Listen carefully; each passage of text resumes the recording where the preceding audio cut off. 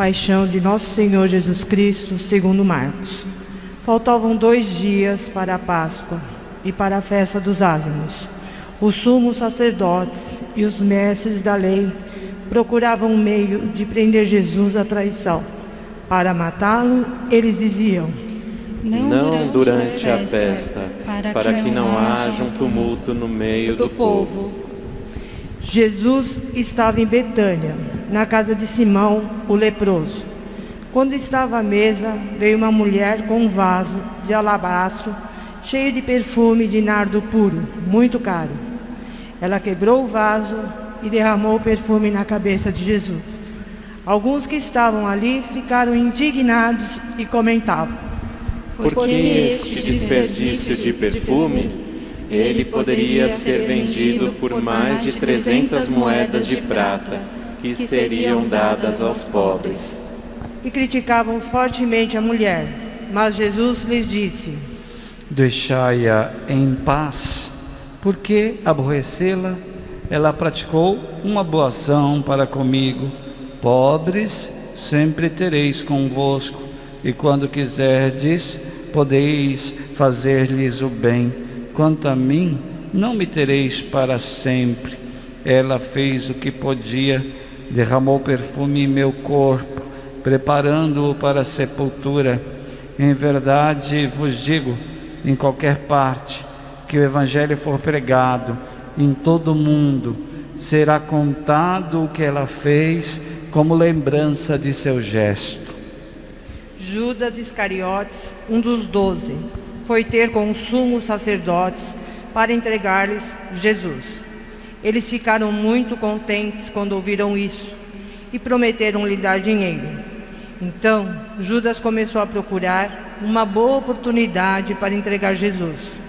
No primeiro dia do ázimos, quando se imolava o cordeiro pascual, os discípulos disseram a Jesus: onde queres que façamos os preparativos para comeres a Páscoa? Jesus enviou então 2 dos seus discípulos e lhe disse: ide à cidade, um homem carregando um jarro de água virá ao vosso encontro. Segui-o e dizei ao dono da casa em que ele entrar: o mestre manda dizer: onde está a sala em que vou comer a Páscoa com os meus discípulos? Então ele vos mostrará no andar de cima uma grande sala arrumada com almofadas. Ali fareis os preparativos para nós. Os discípulos saíram e foram à cidade. Encontraram tudo como Jesus havia dito e prepararam a Páscoa. Ao cair da tarde, Jesus foi com os 12. Enquanto estavam à mesa, comendo, Jesus disse: em verdade vos digo, um de vós que come comigo vai me trair. Os discípulos começaram a ficar tristes e perguntaram a Jesus, um após outro: acaso serei eu? Jesus lhes disse: é um dos 12 que se serve comigo do mesmo prato. O Filho do Homem segue seu caminho conforme está escrito sobre ele. Ai, porém, daquele que trair o Filho do Homem, melhor seria que nunca tivesse nascido. Enquanto comiam, Jesus tomou o pão e, tendo pronunciado a bênção, partiu e entregou-lhes, dizendo: tomai, isto é o meu corpo. Em seguida, tomou o cálice, deu graças, entregou-lhes e todos beberam dele. Jesus lhes disse: isto é o meu sangue, o sangue da aliança, que é derramado em favor de muitos. Em verdade vos digo, não beberei mais do fruto da videira, até o dia em que beberei o vinho novo no reino de Deus. Depois de terem cantado o hino, foram para o Monte das Oliveiras. Então Jesus disse aos discípulos: todos vós ficareis desorientados, pois está escrito: ferirei o pastor e as ovelhas se dispersarão. Mas depois de ressuscitar, eu vos precederei na Galileia. Pedro, porém, lhe disse: Mesmo que todos fiquem desorientados, eu não ficarei. Respondeu-lhe Jesus: Em verdade te digo, ainda hoje, esta noite, antes que o galo cante 2 vezes, 3 vezes tu me negarás. Mas Pedro repetiu com veemência: Ainda que tenha de morrer contigo, eu não te negarei. E todos diziam o mesmo. Chegados a um lugar chamado Getsêmani, disse Jesus aos discípulos: Sentai-vos aqui, enquanto eu vou rezar. Levou consigo Pedro, Tiago e João, e começou a sentir pavor e angústia. Então Jesus lhes disse: Minha alma está triste até a morte. Ficai aqui e vigiai. Jesus foi um pouco mais adiante e, prostrando-se por terra, rezava que, se fosse possível, aquela hora se afastasse dele. Dizia: Abba, Pai, tudo te é possível. Afasta de mim este cálice. Contudo, não seja feito o que eu quero, mas sim o que tu queres. Voltando, encontrou os discípulos dormindo. Então disse a Pedro: Simão, tu estás dormindo? Não pudeste vigiar nem 1 hora? Vigiai e orai, para não cairdes em tentação, pois o espírito está pronto, mas a carne é fraca. Jesus afastou-se de novo e rezou, repetindo as mesmas palavras. Voltou outra vez e os encontrou dormindo, porque os seus olhos estavam pesados de sono e ele não sabia o que responder. Ao voltar pela 3ª vez, Jesus lhes disse: Agora podeis dormir e descansar. Basta, chegou a hora em que o Filho do Homem é entregue nas mãos dos pecadores. Levantai-vos, vamos, aquele que me vai trair está chegando. E, logo, enquanto Jesus ainda falava, chegou Judas, um dos 12, com uma multidão armada de espadas e paus. Vinham da parte dos sumos sacerdotes, dos mestres da lei e dos anciãos do povo. O traidor tinha combinado com eles um sinal, dizendo: É aquele a quem eu beijar, prendei-o e o levai-o com segurança. Judas logo se aproximou de Jesus, dizendo: Mestre,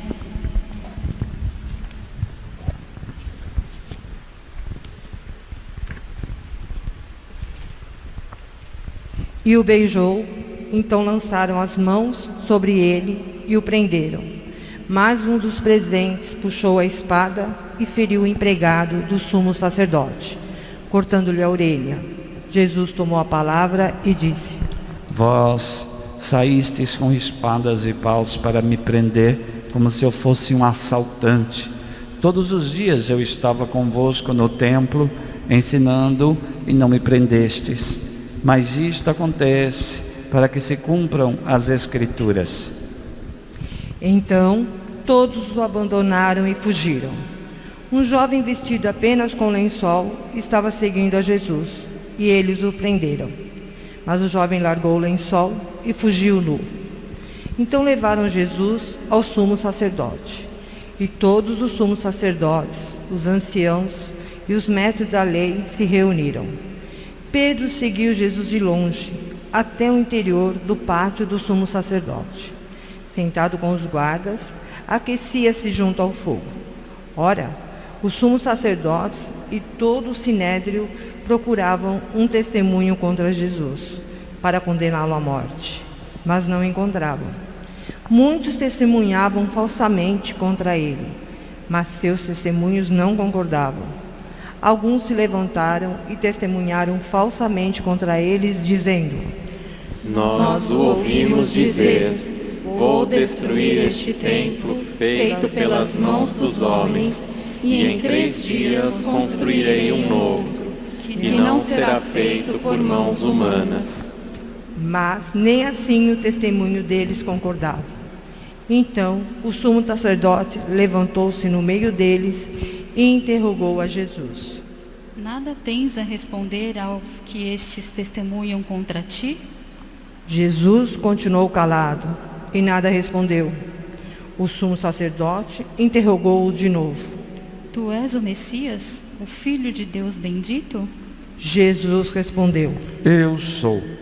E vereis o Filho do Homem sentado à direita do Todo-Poderoso, vindo com as nuvens do céu. O sumo sacerdote rasgou suas vestes e disse: Que necessidade temos ainda de testemunhas? Vós ouvistes a blasfêmia. O que vos parece? Então todos o julgaram réu de morte. Alguns começaram a cuspir em Jesus, cobrindo-lhe o rosto, esbofeteavam e diziam: Profetiza. Os guardas também deram-lhe bofetadas. Pedro estava embaixo, no pátio. Veio uma criada do sumo sacerdote. E quando viu Pedro que se aquecia, olhou bem e lhe disse: Tu também estavas com Jesus o Nazareno? Mas Pedro negou, dizendo: Não sei e nem compreendo o que estás dizendo. E foi para fora, para a entrada do pátio. E o galo cantou. A criada viu Pedro e de novo começou a dizer aos que estavam perto: Este é um deles. Mas Pedro negou outra vez. Pouco depois, os que estavam junto diziam novamente a Pedro: É claro que tu és um deles, pois és da Galileia. Aí Pedro começou a maldizer e a jurar, dizendo: Nem conheço esse homem de quem estais falando. E nesse instante, um galo cantou pela segunda vez. Lembrou-se Pedro da palavra que Jesus lhe havia dito: Antes que um galo cante 2 vezes, 3 vezes tu me negarás. Caindo em si, ele começou a chorar. Logo pela manhã, os sumos sacerdotes, com os anciãos, os mestres da lei e todo o sinédrio, reuniram-se e tornaram uma decisão. Levaram Jesus amarrado e o entregaram a Pilatos. E Pilatos o interrogou: Tu és o rei dos judeus? Jesus respondeu: Tu o dizes. E os sumos sacerdotes faziam muitas acusações contra Jesus. Pilatos o interrogou novamente: Nada tens a responder? Vede quantas coisas te acusam.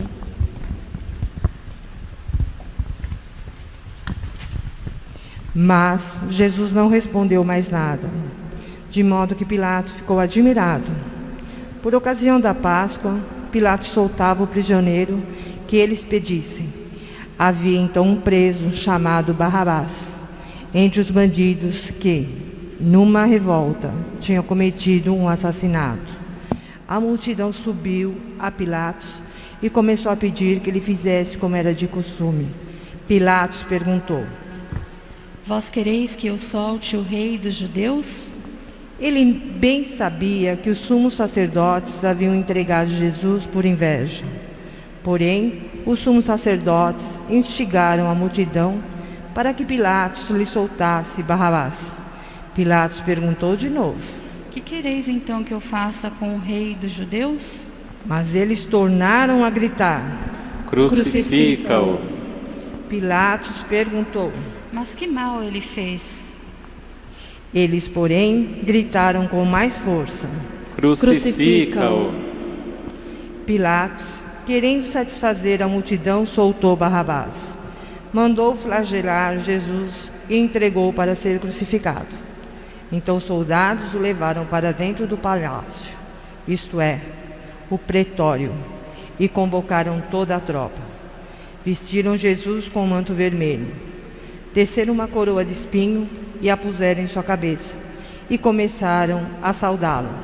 Salve, Rei dos Judeus! Batiam-lhe na cabeça com uma vara, cuspiam nele e, dobrando os joelhos, prostravam-se diante dele. Depois de zombarem de Jesus, tiraram-lhe o manto vermelho, vestiram-no de novo com suas próprias roupas e o levaram para fora, a fim de crucificá-lo. Os soldados obrigaram um certo Simão de Cirene, pai de Alexandre e de Rufo, que voltava do campo, a carregar a cruz. Levaram Jesus, para o lugar chamado Gólgota, que quer dizer Calvário. Deram-lhe vinho misturado com mirra, mas ele não o tomou. Então o crucificaram e repartiram as suas roupas, tirando a sorte, para ver que parte caberia a cada um. Eram 9h da manhã, quando o crucificaram. E ali estava uma inscrição com o motivo de sua condenação: o rei dos judeus. Com Jesus foi crucificado 2 ladrões, um à direita e outro à esquerda. Os que por ali passavam insultavam, balançando a cabeça, dizendo: Ah, tu que destróis o templo e o reconstróis em 3 dias, salva-te a ti mesmo, descendo da cruz. Do mesmo modo, os sumos sacerdotes, com os mestres da lei, zombavam entre si, dizendo: a si mesmo não pode salvar. O Messias, o Rei de Israel, que desça agora da cruz, para que vejamos e acreditemos. Os que foram crucificados com ele também o insultavam. Quando chegou ao meio-dia, houve escuridão sobre toda a terra, até às 3h da tarde. Pelas 3 da tarde, Jesus gritou com voz forte: Eloi, Eloi, lama sabachthani, que quer dizer: meu Deus, por que me abandonaste? Alguns dos que estavam ali perto, ouvindo, disseram: Vejam, ele está chamando Elias. Alguém correu, embebeu uma esponja com vinagre, colocou-a na ponta de uma vara e lhe deu de beber, dizendo: Deixai, vamos ver se Elias vem tirá-lo da cruz.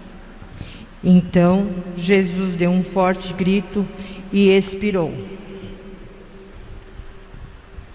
Nesse momento, a cortina do santuário rasgou-se de alto e abaixo, umas 2 partes, quando o oficial do exército, que estavam bem em frente dele, viu como Jesus havia expirado e disse: Na verdade, este homem era filho de Deus.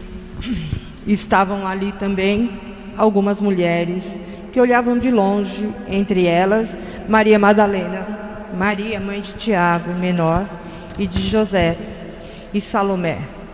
Elas haviam acompanhado e servido a Jesus quando ele estava na Galileia. Também muitas outras que tinham ido com Jesus a Jerusalém estavam ali. Era o dia da preparação, isto é, a véspera de sábado, e já cairia a tarde. Então, José de Arimateia, membro respeitável do conselho, que também esperava o reino de Deus, cheio de coragem, veio a Pilatos e pediu o corpo de Jesus. Pilatos ficou admirado quando soube que Jesus estava morto. Chamou o oficial do exército e perguntou se Jesus tinha morrido há muito tempo. Informado pelo oficial, Pilatos entregou o corpo a José. José comprou um lençol de linho, desceu o corpo da cruz e envolveu no lençol. Depois colocou-o num túmulo, escavado na rocha, e rolou uma pedra à entrada do sepulcro. Maria Madalena e Maria, mãe de José, observavam onde Jesus foi colocado. Palavra da salvação. Glória a vós, Senhor.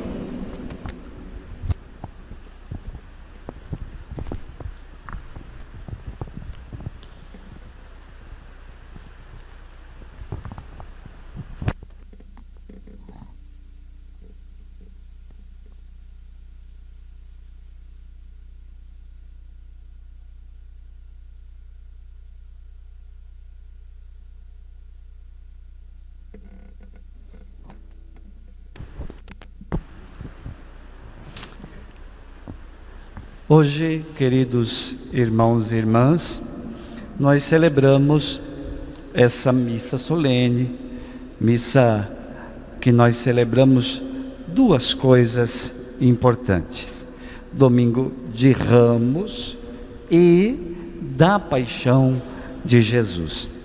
Então, são 2 mistérios profundamente unidos. Entrada de Jesus em Jerusalém e o relato da sua paixão na mesma Jerusalém. Observemos então a primeira parte, a aclamação das pessoas enquanto Jesus entrava na cidade. Nós lemos no Evangelho, no início da missa. Era uma aclamação festiva.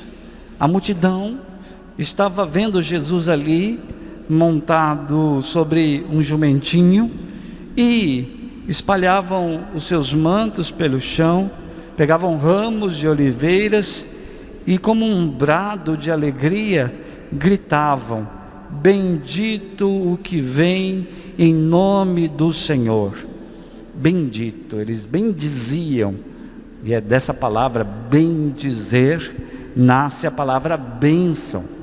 Pois bem, eles com muita alegria diziam: bendito o que vem em nome do Senhor, hosana nas alturas.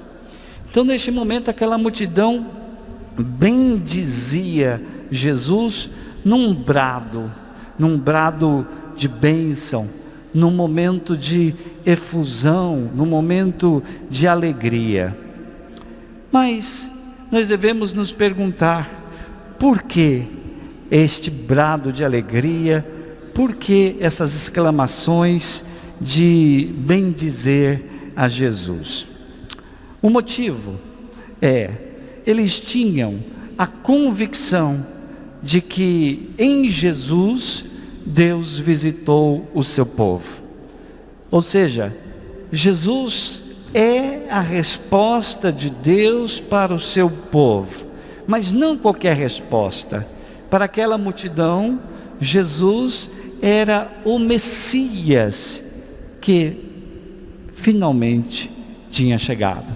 Tão esperado, o Antigo Testamento todo vai estar assim na expectativa da vinda do Messias.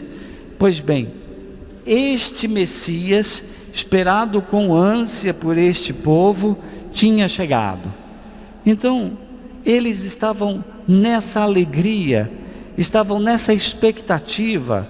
O Messias tinha chegado, e o Messias agora estava entrando em Jerusalém, e eles estavam então na expectativa do que iria acontecer naquela cidade. Mas qual é, dando mais um passo em direção ao profundo, qual é o conteúdo? Qual é o sentido mais profundo ainda deste grito de alegria e de bênção em relação a Jesus entrando em Jerusalém? Nós podemos buscar o sentido na própria Escritura, especialmente nas leituras que nós já conhecemos, nas leituras que nós até mesmo lemos durante as 5 semanas da Quaresma. Em todo momento, durante a Quaresma, nós fomos alertados, a Quaresma foi nos lembrando, especialmente nas primeiras leituras, que eram leituras do Antigo Testamento, que, por um lado, Deus fez promessas ao seu povo, e por outro lado, Deus fez aliança com o seu povo. Então, é o Deus da promessa, é o Deus da aliança. Nós fomos vendo durante as 5 semanas da Quaresma, essas promessas e essas alianças que Deus fez com o seu povo. Mas a grande promessa que Ele fez foi que na plenitude do tempo haveria uma nova aliança. Pois bem, esta nova aliança se cumpre com a chegada do Messias. Então nós podemos pensar que em Jesus está, portanto, a promessa da bênção de Deus finalmente se cumprindo. Acontece finalmente em Jesus a atualização da promessa que tinha sido feita originalmente lá para Abraão. Agora, em Jesus, essa promessa ganha novamente espaço. E a promessa que Deus tinha feito a Abraão foi: em ti serão abençoadas todas as famílias da terra. Então, queridos irmãos, queridas irmãs, este Jesus, este que vem montado no jumentinho, este que foi aclamado pela multidão, é, ao mesmo tempo, aquele em quem será abençoada a humanidade inteira. Jesus é aquele que traz a bênção definitiva, e nele todos os povos da terra são abençoados. A humanidade toda se torna alvo da bênção em Jesus. Então, todos nós que olhamos para este rei que vem montado sobre um jumentinho, estamos profundamente unidos pela mesma bênção. Em Jesus, toda a humanidade está profundamente unida pela bênção. A graça que Ele nos traz, tudo penetra, tudo sustenta, tudo redime, tudo santifica e tudo transforma. Neste tempo que nós estamos vivendo, neste tempo de pandemia, nós vemos o mundo inteiro padecendo. A humanidade toda está sofrendo profundamente. É preciso transformar o nosso olhar a partir da bênção. Se a humanidade está unida, nós poderíamos pensar em torno de uma doença. Não, nós estamos unidos em torno da mesma bênção. É preciso mudar o olhar. O que nos une é este que vem montado num jumentinho. Ele é a fonte da bênção. Não é a doença que é aquilo que vai nos unir, e sim aquele que é a fonte de toda a bênção. Então é preciso transformar o nosso olhar a partir da bênção. Olhar o que nos une a partir da bênção. Deixar a luz dele penetrar o nosso interior e iluminar o nosso olhar. Sim, somos solidários na dor, na fragilidade do outro, do próximo, do semelhante. Mas mais do que isso, nós somos alvo da mesma bênção, não do castigo. É preciso ter essa convicção. Deus não está castigando o seu povo. A doença não é mandada por Deus para purificar a humanidade, como alguns pensam. Lembra do que nós lemos alguns domingos atrás?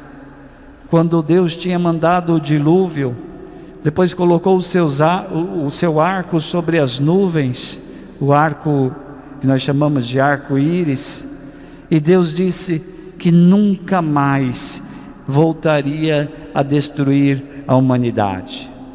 Então a pandemia não é vontade de Deus, não foi mandada por Deus, não é para purificar o povo, porque simplesmente de Deus não pode provir o mal, porque se Ele é a fonte infinita de bondade e de misericórdia, não pode provir desta fonte a desgraça terrível que afeta a humanidade.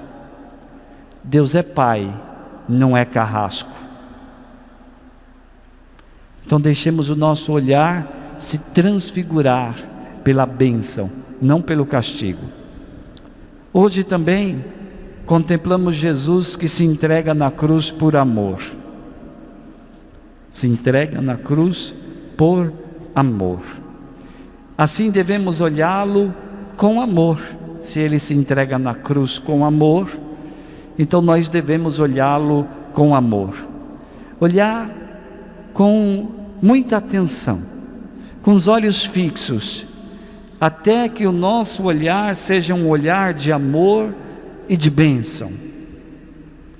Aliás, é para isso que servem as imagens dos crucifixos que nós temos.